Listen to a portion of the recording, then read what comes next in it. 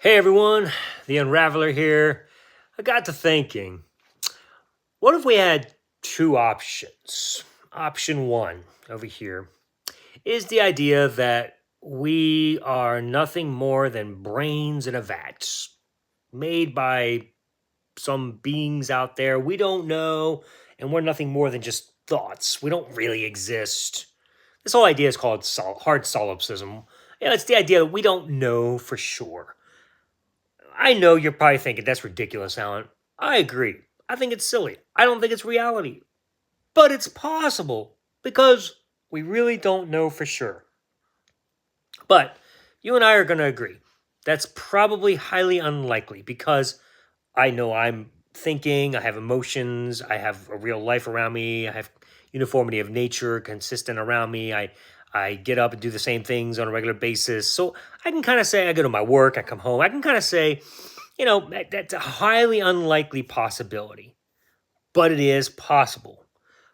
But the reason I'm not going to say that that's the likely option and I'm going to disregard it and say, nope, I'm going to stay here right here in this nook with you is for the same reason you would. Is there's no good reason to think that we're nothing more than brains in a vat. So why would you jump to something that has no good evidence or reason to support it? On the other hand, we have the option of God.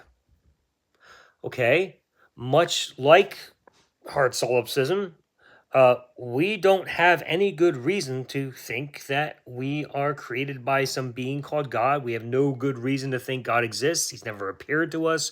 We can't see him.